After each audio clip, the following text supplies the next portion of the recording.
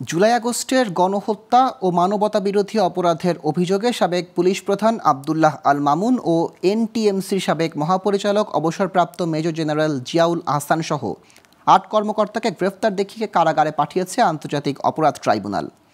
বাকি ৬ জন হলেন যাত্রাবাড়ী থানার সাবেক ওসি আবুল হাসান, বরখাস্তকৃত ঢাকা জেলার অতিরিক্ত পুলিশ সুপার আবদুল্লাহ হিল কাফি, গুলশান থানার সাবেক ওসি মোহাম্মদ মাজহারুল হক ও ঢাকা উত্তর ডিবির সাবেক পরিদর্শক মোহাম্মদ আরাফাত হোসেন। দুপুরে বিচারপতি মোহাম্মদ গোলাম মুর্তুজা মজুমদারের নেতৃত্বাধীন আন্তর্জাতিক অপরাধ ট্রাইব্যুনাল এ আদেশ দেয়। ট্রাইব্যুনালে প্রসিকিউশনের পক্ষে ছিলেন চিফ প্রসিকিউটর মোহাম্মদ তাজুল ইসলাম সহ অন্য প্রসিকিউটররা। এ সময় মামলার তদন্ত প্রতিবেদন দাখিলের জন্য আগামী ১৯ ডিসেম্বর দিন ধার্য করেছে ট্রাইব্যুনাল। একই দিন মামলার পরবর্তী শুনানির তারিখ নির্ধারণ করা হয়েছে।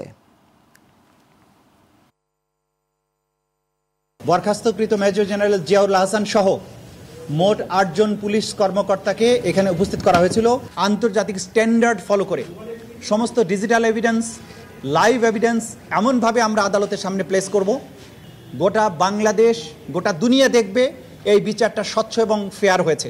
সেই ধরনের এভিডেন্স প্রিপেয়ার করার জন্যে আমাদের যুক্তিসঙ্গত সময় দরকার।